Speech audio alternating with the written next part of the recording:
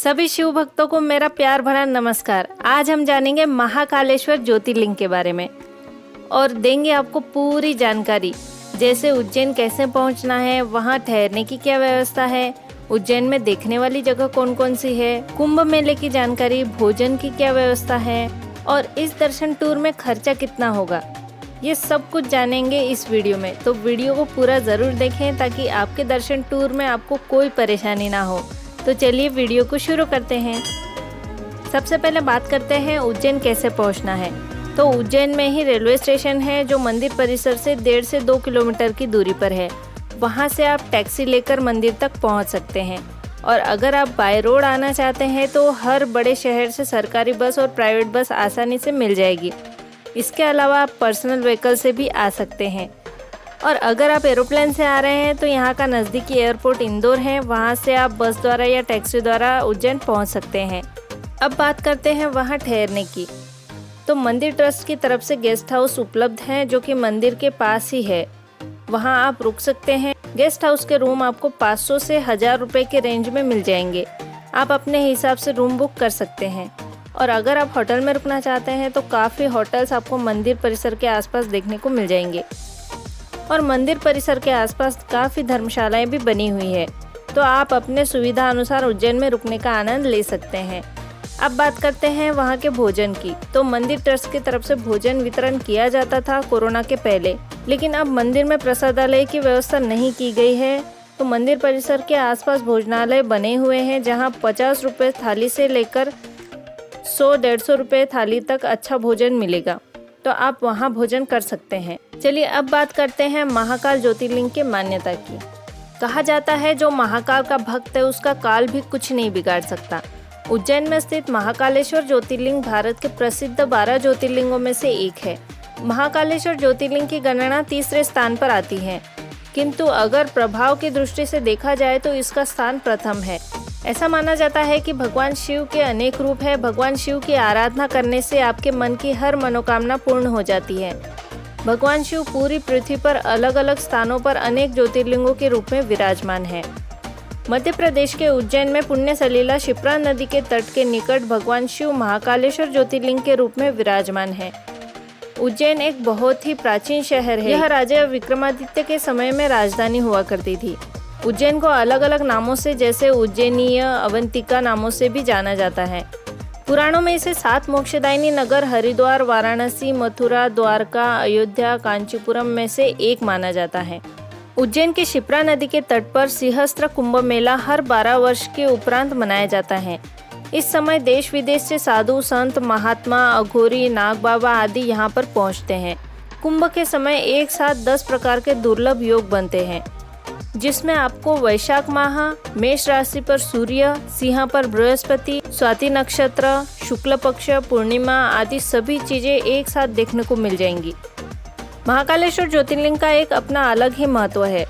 माना जाता है कि महाकालेश्वर ज्योतिर्लिंग इस धरा पर स्थित एकमात्र दक्षिणमुखी शिवलिंग है। प्राचीन युग में पूरी दुनिया का एक मानक समय माना जाता था, जो कि यहीं से निर्धारित होता था। यह ज्योतिर्लिंग जहाँ स्थापित है वहाँ से कर्क रेखा होकर गुजरती है। इसे पृथ्वी के नाभि स्थल की मान्यता मिली हुई है। महाकाल की महिमा का वर्णन इस श्लोक से दर्शाया गया है। आकाशे तारकं लिंगम पाताले हाटकेश्वरम मृत्युलोके महाकालम त्रियलिंगम नमोस्तुते। इस श्लोक से यह पता चलता है कि आकाश में तारक लिंग प्रसिद्ध है और पाताल की बात करें तो हटकेश्वर लिंग प्रसिद्ध है और पृथ्वी लोक पर देखा जाए तो महाकालेश्वर ज्योतिर्लिंग ही एक मान्य ज्योतिर्लिंग है। महाकाल के इस मंदिर का निर्माण 6वीं शताब्दी में किया गया था। पुराने इतिहास से पता चलता है कि उज्जैन में 1107 ईस्वी सन से लेकर 1728 ईस्वी सन तक यवनों का शासन हुआ करता था। इनके शासन काल में लगभग 600 वर्षों तक हिंदुओं की प्राचीन धार्मिक परंपरा व मान्यताओं को पूरी तरह से खंडित व नष्ट करने का भरसक प्रयास किया। इसके बाद मराठा राजाओं ने मालवा क्षेत्र में आक्रमण करके 22 नवंबर 1728 ईस्वी सन को अपना आधिपत्य स्थापित कर लिया। इसके बाद उज्जैन का खोया हुआ गौरव पुनः लौट आया। और सन 1731 से 1809 तक यह नगरी मालवा की राजधानी बनी रही। मराठों के शासनकाल में उज्जैन में 2 महत्वपूर्ण घटनाएं घटी, जिसमें पहला महाकालेश्वर ज्योतिर्लिंग की पुनः प्रतिष्ठा व दूसरा क्षिप्रा नदी के तट पर सिंहस्थ पर्व कुंभ मेला स्नान की व्यवस्था। उज्जैन में लोगों के लिए यह मंदिर एक बहुत ही बड़ी उपलब्धि थी। उसके बाद राजा भोज ने महाकाल मंदिर की पुरानी प्रतिष्ठा को वापस स्थापित किया और इसका भव्य निर्माण करवाया। महाकालेश्वर को लेकर एक बहुत ही अनोखी कहानी जुड़ी हुई है। यह एक अवंतिका नाम से रमणीक नगरी थी, जिसे हम आज उज्जैन के नाम से जानते हैं, जो भगवान शिव को बहुत प्रिय है। शिव पुराण के कोटि रुद्र संहिता में महाकालेश्वर की कथा का विस्तार से वर्णन किया गया है। इस नगरी में एक बहुत ज्ञानी शिव भक्त ब्राह्मण रहता था, जिसका नाम वेदप्रिय था। उसके 4 आज्ञाकारी पुत्र थे। वह भगवान शिव के बहुत ही बड़े भक्त थे। वह हर रोज पार्थिव शिवलिंग बनाकर विधिवत पूजा किया करते थे। वहाँ रत्नमाला पर्वत पर एक दूषण नामक राक्षस रहता था, जिसको ब्रह्मा जी से वरदान प्राप्त था। वह वरदान के अहंकार में धार्मिक व्यक्तियों को परेशान करता था। उसने उज्जैन के ब्राह्मणों पर आक्रमण करने का विचार बना लिया। वह अवंतिका के ब्राह्मणों को परेशान करना शुरू कर दिया। वह राक्षस ब्राह्मणों को कर्मकांड करने से मना करता था, धर्म कर्म का कार्य करने से रोकता था। सारे ब्राह्मण उससे परेशान होकर शिव भगवान से अपनी रक्षा के लिए प्रार्थना करने लगे। ब्राह्मणों के विनय पर भगवान शिव रक्षा के लिए साक्षात महाकाल के रूप में प्रकट हुए। भगवान शिव ने अपनी शक्ति से दूषण को भस्म कर दिया। फिर भक्तों ने भगवान शिव से वहीं स्थापित होने की प्रार्थना की और भगवान शिव महाकाल के रूप में विराजमान हो गए। इस कारण इस जगह का नाम महाकालेश्वर रखा गया, जिसे आज हम सब महाकालेश्वर ज्योतिर्लिंग के नाम से जानते हैं। महाकालेश्वर मंदिर के रोचक तथ्यों में से एक है भस्म आरती। भस्म आरती की कहानी शिवलिंग की स्थापना से ही देखी जाती है। प्राचीन समय में स्मशान की भस्म से ही श्रृंगार किया जाता था, लेकिन अब कपिला गाय के गोबर, शमी की लकड़ी, पीपल की लकड़ी, बड़, पलश, बेर की लकड़ी और अमलताश आदि को जलाकर भस्म तैयार की जाती है, जिसको शास्त्र में भस्म के समान ही महत्व दिया गया है। रोज सुबह 4 बजे यह भस्म आरती की जाती है और विधिवत तरीके से मंत्रोच्चारण द्वारा भस्म चढ़ाई जाती है। महाकालेश्वर ज्योतिर्लिंग का एक बहुत ही बड़ा रहस्यमय और रोचक तथ्य यह है कि ऐसा माना जाता है कि इस मंदिर के आसपास उज्जैन नगरी में कोई भी राजा या मंत्री रात में रुक नहीं सकता, और यदि कोई ऐसा करता है तो उसकी कीमत व भारी दंड भुगतना पड़ता है। कहा जाता है कि यहाँ का राजा महाकाल स्वयं है और एक शहर के 2 राजा नहीं हो सकते। इसको लेकर बहुत सारे उदाहरण भी प्रसिद्ध हैं। ऐसा जो भी व्यक्ति यहाँ रुका है, या तो अगले दिन खुद गुजर गया या उसकी सरकार गिर गई। महाकालेश्वर मंदिर एक बहुत ही विशाल परिसर में मौजूद है। यहाँ पर बहुत सारे देवी देवताओं के छोटे बड़े मंदिर हैं। मंदिरों में प्रवेश करने के लिए आपको मुख्य द्वार से गर्भगृह तक की दूरी तय करना पड़ता है। इस रास्ते में कई सीढ़ियों से होकर गुजरना होता है। मंदिर में एक प्राचीन कुंड स्थित है। इसमें स्नान करने से आप पाप मुक्त होकर अपने जीवन में होने वाली कठिनाइयों से मुक्ति पा सकते हैं। आध्यात्मिक मान्यताओं व विद्वानों के मतानुसार इस पूरी पृथ्वी का केंद्र बिंदु व पृथ्वी की नाभि इस जगह पर है और सारी सृष्टि का संचालन महाकाल यहीं से करते हैं। यह मंदिर 3 भागों में बटा हुआ है। नीचे के भाग में महाकालेश्वर, बीच में ओमकारेश्वर और ऊपर के भाग में नागचंद्रेश्वर। गर्भगृह में विराजित भगवान महाकालेश्वर का ज्योतिर्लिंग दक्षिण दिशा में है, इसलिए इसको दक्षिण मुखी शिवलिंग भी कहा जाता है। ज्योतिष शास्त्र में इसका विशेष महत्व है। गर्भगृह में माता पार्वती, भगवान गणेश, कार्तिकेय की मोहक प्रतिमाओं के दर्शन आप कर सकते हैं।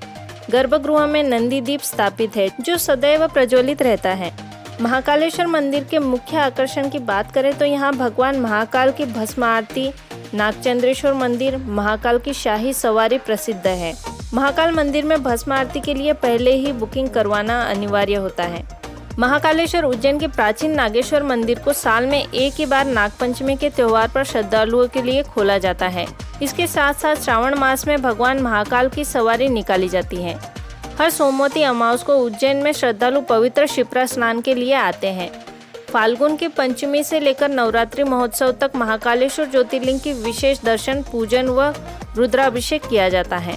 महाकाल के इस अवंतिका नगरी में अन्य देवी देवताओं के भी मुख्य स्थान हैं। चलिए इन सभी आसपास की जगहों के बारे में जानते हैं। यहाँ पास ही में हरिसिद्धि मंदिर है जो देवी सती के 51 शक्तिपीठों में से एक है। यहाँ पर प्रसिद्ध काल भैरव मंदिर है जहाँ पर प्रसाद के रूप में मदिरा चढ़ाई जाती है। वह काल भैरव स्वयं मदिरापान करते हैं। उज्जैन शहर के मध्य में गोपाल मंदिर है जो भगवान कृष्ण का दर्शनीय मंदिर है। यहाँ मंगलनाथ मंदिर विशेष देखने लायक है। मंगल संबंधित दोषों को नाश करने के लिए यह देश का एकमात्र मंदिर है। यहाँ पर बड़े गणेश जी का मंदिर है। यहाँ के प्रतिमा का आकार भव्य है। यहाँ पर संस्कृत और ज्योतिष विद्या सिखाई जाती है। स्थानीय लोगों की यह बड़ी मान्यता है। अगला है इस्कॉन मंदिर। राधा कृष्ण की गवाही देता यह मंदिर बेहद आकर्षक है। यह स्थल कृष्ण, सुदामा, बलराम का शैक्षिक स्थान है, इसलिए यहाँ कृष्ण भक्तों की बड़ी तादाद रहती है। मंदिर सफेद पत्थर से सुसज्जित है। अगला है कालिया दह महल। फारसी वास्तुकला से बना यह महल शिप्रा नदी के किनारे स्थित है। महल के दोनों किनारों पर नदी बहती है। प्रकृति के अनोखे नज़ारे को आप यहाँ बखूबी देख पाएंगे। हर तरफ पानी, हरियाली, सुंदर महल, इन सभी का संगम यहाँ होता है। अगला है कुंभ मेला। अपने अंतर्मन को शुद्ध व पापों से छुटकारा पाने के लिए उज्जैन की शिप्रा नदी में डुबकी लगाइए। कुंभ मेले के दौरान करोड़ों की संख्या में यात्री इस पवित्र नदी में पाप धोने आते हैं। कुंभ मेले के समय यहाँ हर तरफ आस्था का माहौल, मंत्रों का उच्चारण आपको आध्यात्मिकता की ओर ले जाएगा। बच्चे, बूढ़े, जवान, हर व्यक्ति इसकी शरण में पवित्रता के सरोवर में डूबने यहाँ आते हैं ताकि भक्ति भाव से मन को शांति प्रदान कर सकें। अगला हम देखेंगे राम मंदिर। यह राम मंदिर भगवान राम को समर्पित है, जहाँ भगवान राम की प्रतिमा के एक तरफ सीता व दूसरी तरफ लक्ष्मण की प्रतिमा स्थापित है। वास्तुकला के नजरिए से यह एक अच्छा उदाहरण है। इसकी कलात्मकता देखते ही बनती है। अगला हम देखेंगे भर्तृहरि की गुफा। उज्जैन के दर्शनीय स्थानों में शुमार ये गुफा शिप्रा नदी के तट पर गदकालिका मंदिर के पास स्थित है। इस जगह राजा विक्रमादित्य के भाई ने अपने आरामदायक जिंदगी, सांसारिक सुख दुख, रिश्ते नाते का मोह त्याग करके कई सालों तक ध्यान किया था। कहा जाता है कि यह बहुत विद्वान पुरुष थे। इस गुफा में उनकी समाधि को संजोकर रखा गया है। आगे हम चलते हैं पीर मच्छिंदर नाथ। सफेद पत्थर से बनी यह जगह नाथ संप्रदाय के शैव प्रमुख के नाम पर बनाई गई है। इसे कलात्मक दृष्टि से अव्वल कहा जा सकता है। मच्छिंदर नाथ को शैव अनुयायियों द्वारा पीर कहा जाता था। यह जगह हिंदू व मुस्लिम दोनों ही धर्मों के लिए पूजनीय स्थल है। अब हम आपको बताते हैं बच्चों की मन पसंदीदा जगह वाटर पार्क व रिजॉर्ट। अपने भक्ति भाव से कुछ पल का विराम लेकर आप यहाँ अपनी यात्रा को रोमांचक बनाने के लिए यहाँ आ सकते हैं। यहाँ बच्चों व बड़ों के लिए उनकी सुविधा अनुसार पुल बनाए गए हैं। यहाँ आप पानी में खेलने का लुत्फ उठा सकते हैं, वाटर पार्क के मजे ले सकते हैं। वाटर पार्क के मजे लेकर थकने के बाद आपके रुकने का प्रबंध यहाँ बखूबी किया गया है। परिवार व साथियों के साथ मौजूदा रिजॉर्ट में आप आराम कर सकते हैं। इस प्रकार दर्शन करते, घूमते फिरते सभी दर्शनीय स्थानों का लाभ और अपनी उज्जैन यात्रा को सफल बनाएं। और अब जानते हैं इस टूर में हमें खर्चा कितना होगा। तो 2200 रुपये आपका खर्चा होगा 2 व्यक्तियों के लिए, यहाँ रुकने का, खाने पीने का और घूमने का। तो फ्रेंड्स, यह थी मंदिर की पूरी जानकारी। और अगर आपको ये वीडियो अच्छा लगा तो वीडियो को लाइक करें। अगर हमने कुछ मिस किया है तो हमें कमेंट में ज़रूर बताएं। और अगर आप हमारे चैनल पर पहली बार आए हैं तो चैनल को सब्सक्राइब ज़रूर कर लें। हमने बाकी ज्योतिर्लिंग पर वीडियो बनाए हैं जिनकी लिंक हमने डिस्क्रिप्शन में दी हुई है, आप वह भी जाकर देख सकते हैं। तो चलिए फ्रेंड्स, मिलते हैं अगले वीडियो में नई जानकारी के साथ। तब तक कहते रहिए जय महाकाल। इस वीडियो को पूरा देखने के लिए आप सभी का बहुत बहुत धन्यवाद।